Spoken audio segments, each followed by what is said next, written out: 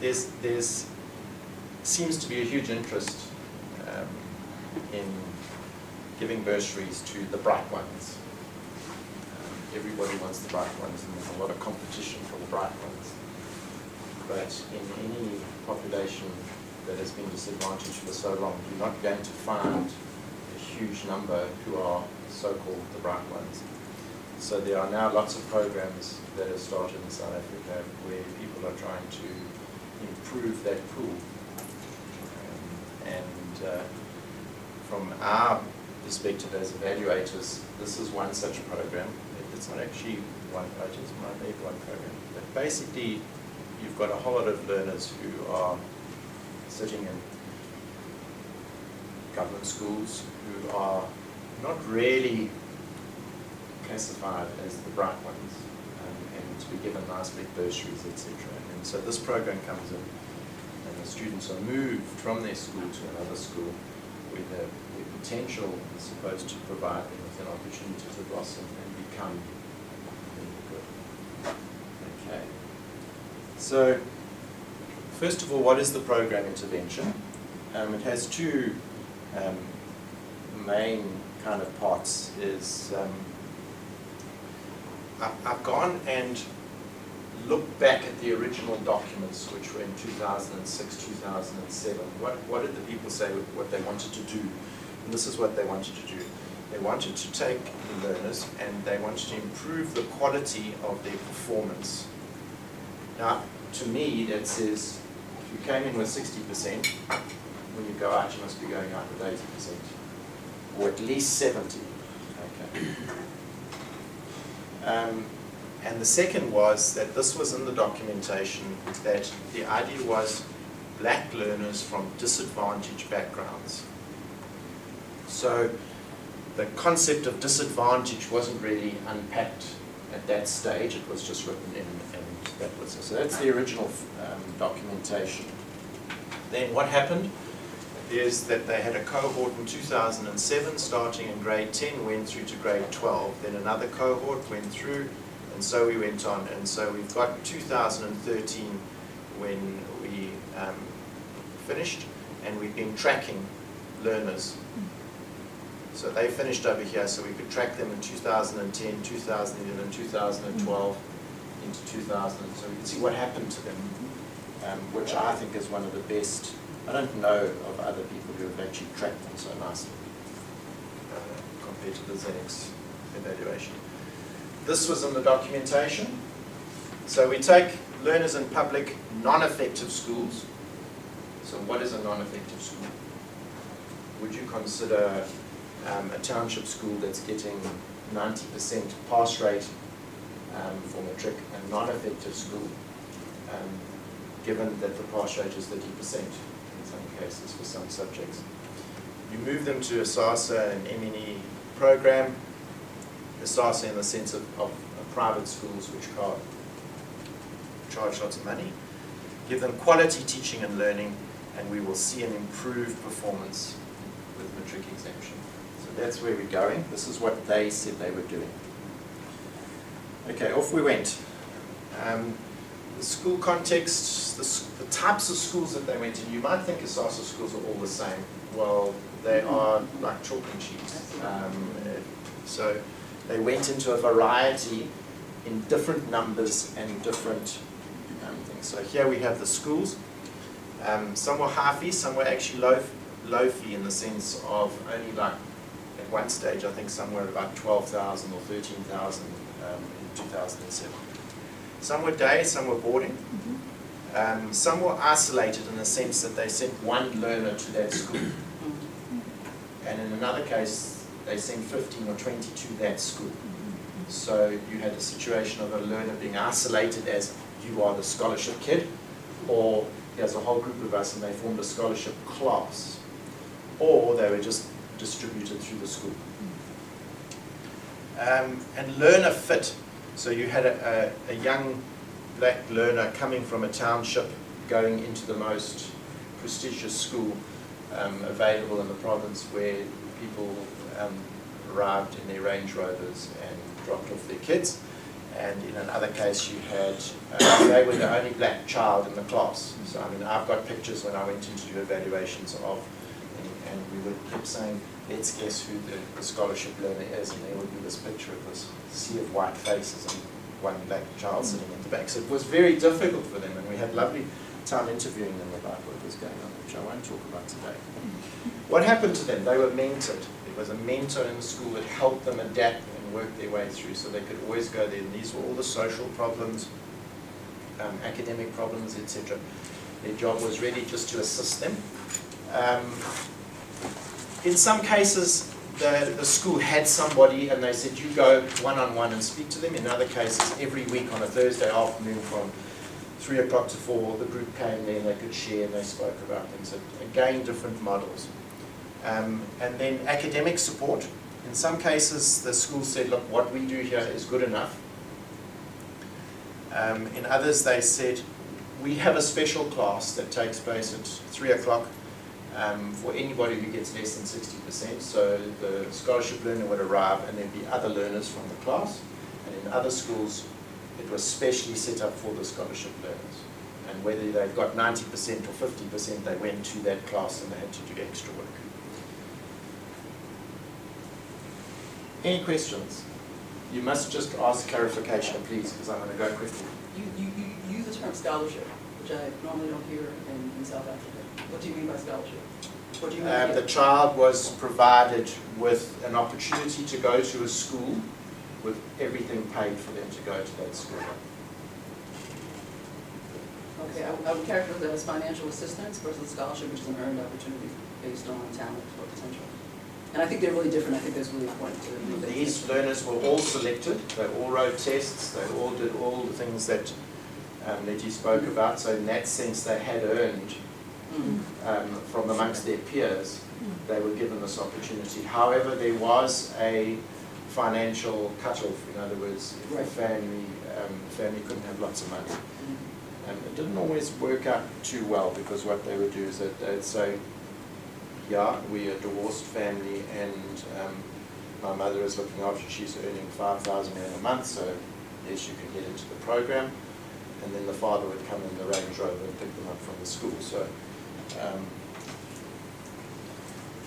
you try your best. That's what you do. The evaluation questions were, has the achievement improved? Has the pool increased? Now that was not a question that was of much attention to the people involved in the program, which we as evaluators, we thought was an important thing. Because, a lot of emphasis on, if you come in grade 10 and you've got grade 10, 11, 12, we can't do much. The reason marks are not changing is we need 5 years to really make a difference.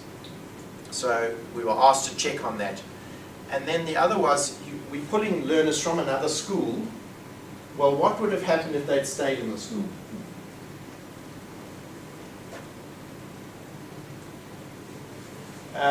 Okay, so let's have a look at what happened with achievement over the years. Basically, we could generalize by saying that the good stayed good.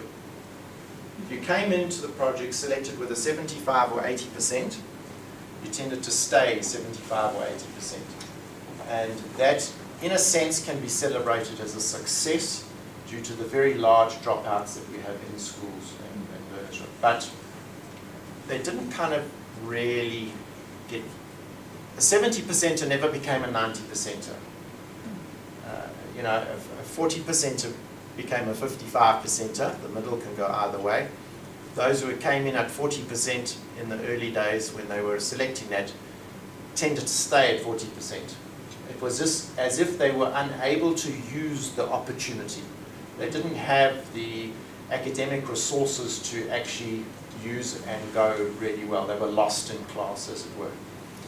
The middle, we had lovely ones. Some in the middle who came in with, say, 55 went up to 65, 70, and some in the middle went down to 35. So it was like a hit and miss. I remember speaking to the board of Zenex and saying, forget all the others, just go for the middle, because then you can hit gold and everything. forget it.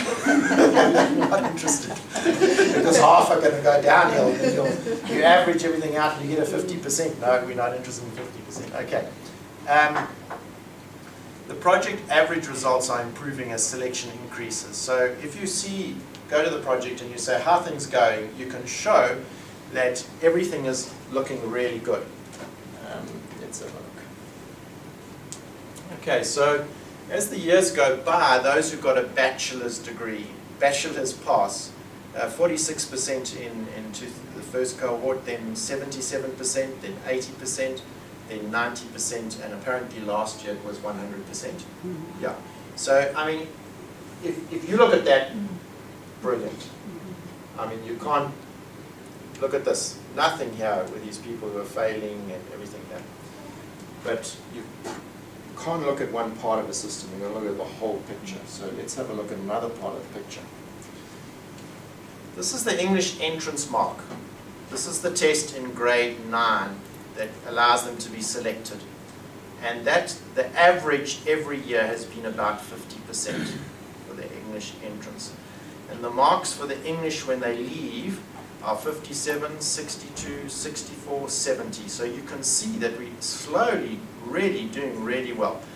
In terms of language, the people on the program have worked out what to do to improve things. And there's it's like a stunning success, I think. There were particular schools that we found that put in place programs, and these made a big difference, reading programs and a variety of things. So from my perspective, English, you can't fault them. But let's look at maths. 52 entrance, 52 all going out, 50 go plus 6, so that's looking good. And then they raise the entrance to 60%. And it stays at 60%. So as the selection became more strict, you only took really good people. And basically you pushed them out the other end as really good people. You didn't, I don't think, I'm not telling them, but I don't think much value was added in terms of the mathematics instruction. Given that these maths teachers all get 100% pass rates and are celebrated as some of the best maths teachers in the country, they don't like me to say, but where was the value added? Okay, so did they increase the pool? I'm sorry, I don't think that they increased the pool. Because, first of all, in order to meet the selection criteria, there tended to be a move to select people that were already in the school who were in financial difficulties. The fees were high, the parents were struggling to pay, and they were a black learner. So they met all the criteria for the project, but they happened to have been in the school. And when they wrote the selection tests, they did all right and got in. Here again, here 60% of them. That has changed because now, based on what we've reported back and said, look, can you see what's happening? The specifications from the Zenex Foundation have changed. Said, no, you can't do that. You've got to bring in from outside to increase the pool. Because basically these people here were going to do well anyway. You haven't gone into townships and drawn this potential and brought them into ASASA schools. What you've actually done is just made sure that your own schools have done well. Your own learners have done well. Okay, just remember that this is research results and can have other interpretations, depending on who you speak to. Okay, years in the school. There seems to be little evidence that being in the school for 3 or 5 years makes any difference.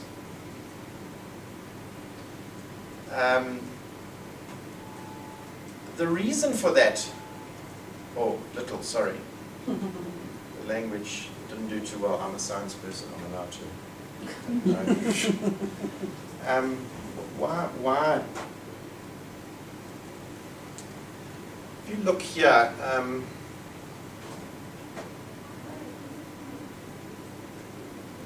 so these people in English, progress in English is better than progress in maths, which seems to decline. So these people were selected from within the school.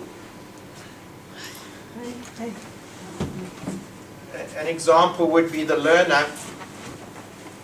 The learner is in a particular school in grades 6, 7, 8, 9, then gets a scholarship, and their fees are paid in 10, 11, 12. And in English it seems to rise because everybody's rising in English. Some of my colleagues say that the marks in English have not risen at all because the exam has just got easier. Have a look at the national results, and the national results for English have improved. So maths, on the other hand, seems to have maintained and no change at all. Selected from outside the school, you get a bit of improvement. So it seems that learners coming from outside arrive at the school and do quite well. They kind of see the opportunity and they move on. This is looking at who they are. This is using standardized scores. What we did was that we said, okay, it's quite difficult with these tests because people are in different schools and everything. So what we will do is that we will check, when you arrive in a class, there's an average for the class. The class average is 62%. And you have a position in relation to that 62. Do you change your position as a consequence of suddenly coming into a new environment? So for example, you might come in and you're 23rd in class and you move up to 18th in the class. That means you've actually done well, you've improved. You don't need to look at the marks for that. So that was what we were looking here. And you can see that in math, most didn't, some did. But in English, the majority improved.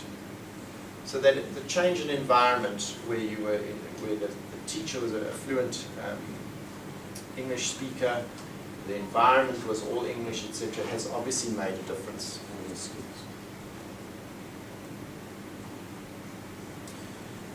Opportunity in the feeder school, in general, it would be that if you had stayed in your original schools, they would have had the opportunity to achieve academically.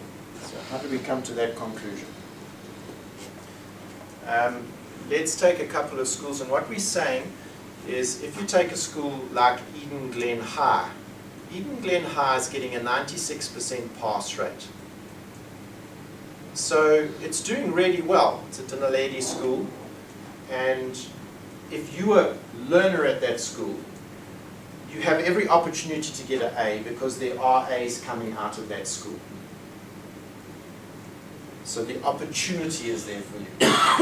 That is all we can say. So if the learner is taken from Edendale High and sent to St. Dominic's or Ananda Seminary or Leap or SSB or one of the Kersney colleges or one of those kind of St. John's, etc., we're saying that we don't see much of a difference.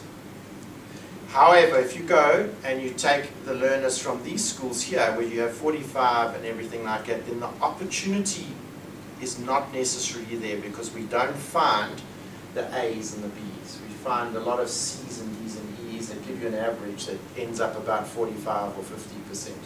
So the opportunity was not there. So we followed up and checked and got matched pairs. We had about 35 matched pairs, learners who were together in the class, and then I went off to do a bursary and you stayed behind. What happened? And to see what was happening. And it kind of was, yes, the bursaries, the scholarship learners did improve slightly by about 5 or 6% overall, but nothing dramatic, nothing that we could say there's a significant change.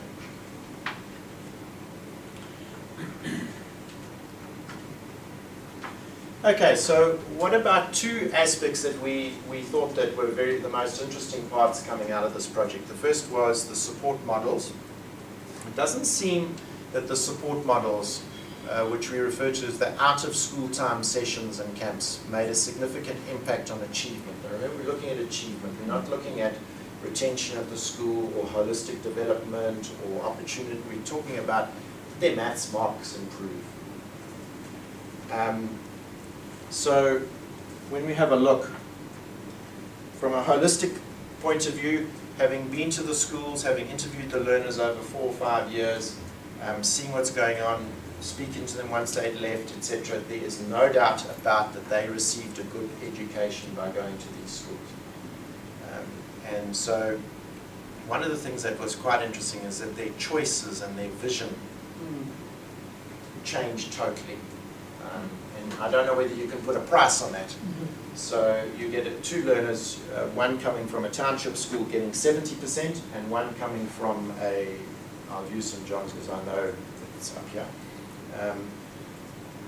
The one from the township school generally will have a very limited vision of what's going on. The one from St. John's will have a much broader, because they'll have read newspapers, seen 100 films, been all over, taken on holiday all over, etc. So their particular thing will be different.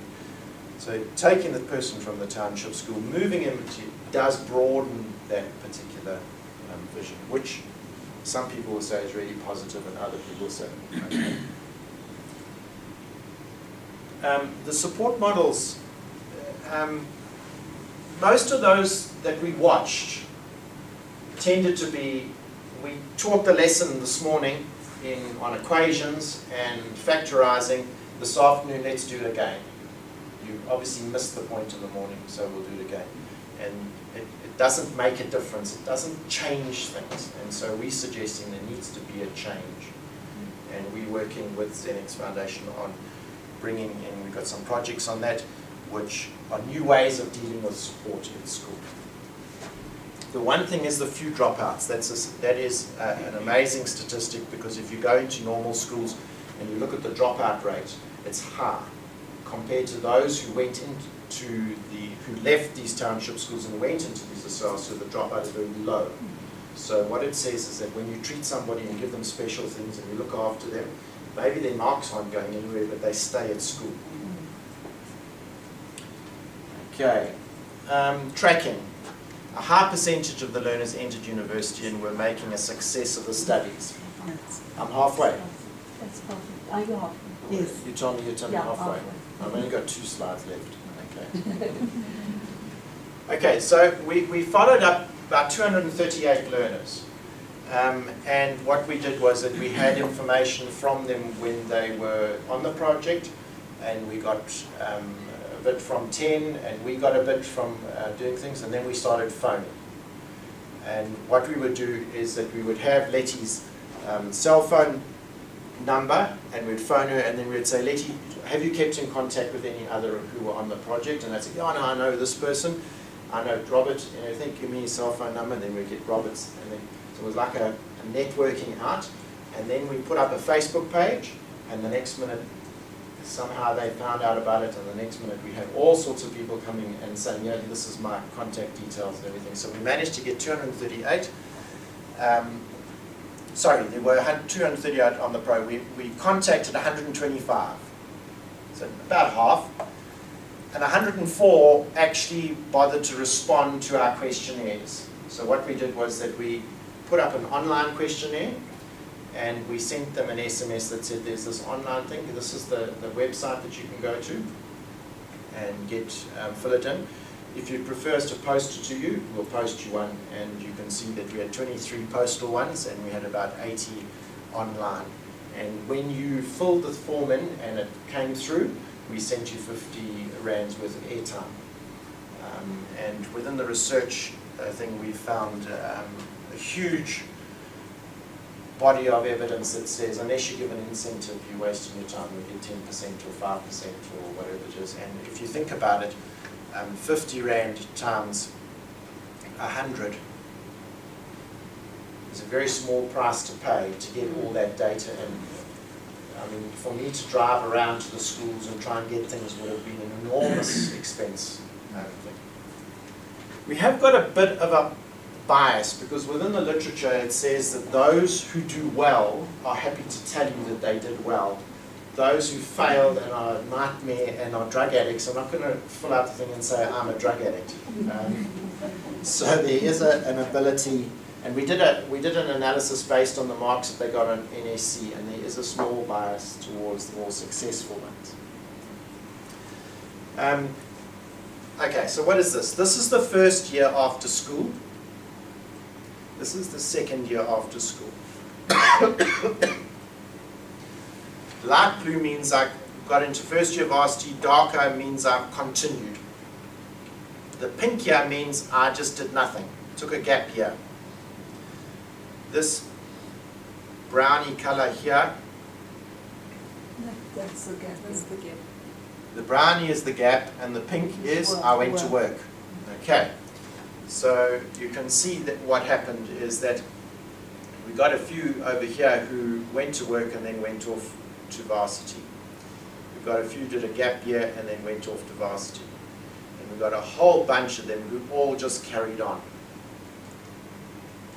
Which, given the statistics in South Africa for dropout rate from university, is amazing. Because we get like 50% don't even bother to finish first year, or fail first year and are out. So we were very pleased to see that. And then we followed up the next group, which was 3 years. And here you can see even better in the sense that they go right through to third year. And the most pleasing part of the thing is that those who, for example, this student here, didn't get in, and now is at varsity. That person did it at varsity, that one didn't.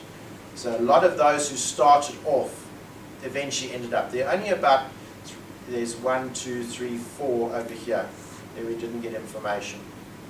About 4 or 5 where they passed, they got everything, but they just never made it into university. And then there are a number that are working. Oh, am I incorrect? These are people who went to work, and now they're working, and they're carrying on working. So a couple of them, I'm working in the bank, and I've got some of them are working for Mnet, some of them. So those are success stories also. They got jobs and they're working. There are very few in this column over here, which says I'm still on my gap year. But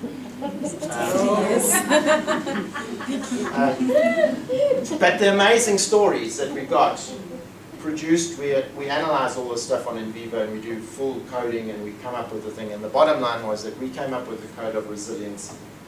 That we think something happens in these schools that gives them a sense of I'm going to succeed, I'm going to try again. Whereas we get in the other work that we get them saying, I didn't get the bursary, or no, I'll just do nothing and sit at home forever. So that to us is like a very, very positive thing. So if you want to fund one of the students that come out of this project, you know you've got someone who's going to try, who's going to, you're not got a chancer. What did they do? What did they do? They all went into commerce and accounting. Real success stories, Bachelor of Science, okay, and a whole range. Just look at that range of different things that they do, which I suppose when we started the project, and I had the very first meetings in 2007, the talk around the table was we're improving the maths and science to get them into science degrees. We want them to be doctors and that sort of thing, and now we look at the end, and it's very different. Yeah, I mean, I remember one of the learners who got into a school in Cape Town, and he arrived there and he joined the drama club, and boy, that was the end of him. He was the star actor in the whole place, and forget about the marks and forget about all that nonsense, you know. But he was brilliant. So I mean, now was that a project success? You know, he got 50% from maths. So no, out, throw him out. Okay, last slide. Academic success. Was the program a success? Looking at the original stated outcomes, it's debatable. So the teachers that had them said it's a great success because they stayed at school and we maintained it. Whereas our experience is a lot of kids decline through their last couple of years as they get girlfriends or boyfriends and things go wrong. So we've actually maintained our assets, so that's very good. I suppose it's like investing in government bonds. Okay? 3%, 2% you get. Did they increase the pool? Was the pool of disadvantaged black learners increased? A lot needs to be spoken about in terms of this disadvantage story, in terms of how people go about doing it. Our comment is that in the old days, what you did was any person who was black, you said, was disadvantaged. It was like a label that you could easily attach. And you cannot do that any longer because a lot of these learners For example, my children went through school, and in their class from grade 1 to grade 12 to university and work was a black learner. And they were together the whole way through. And that's it. So from an academic point of view, there was no disadvantage. There were other issues and things, but from an academic, so what is required when you go out and select people? What do you mean when you say they're disadvantaged? Academic support, we think that there's a need to change. I had students doing master's projects on this, and we've seen no change. Same story, maintaining and no dropout, that's about it. Tracking signs of success. Now, I came back from the International Evaluation Conference in Washington, which was last year in October, and there's a huge movement towards moving away from the outcomes, the short-term outcomes, to impact. When your program is finished, tell us what's happened 3 or 4 years down the line. And what I'm saying to funders and people like that is that this program seems to have impact. And my advice to them is to change their original, no longer call their outcomes, they mustn't put there that we're going to raise the marks a whole lot. They must rather do what Zenex has done and say to improve the learning. What is improve the learning outcome or learning something? Improve performance. Yeah, the performance, which has happened, but don't focus and say we're going to raise the maths marks. No, that's part of raising the maths mark. And so what I do to the boards of directors is I say, you guys are the top in the country, you earn millions per year, etc. Let's go around the table and see how many of you got an A for maths. And the majority didn't get an A for maths. So why are you asking for an A for maths before you give a bursary? That doesn't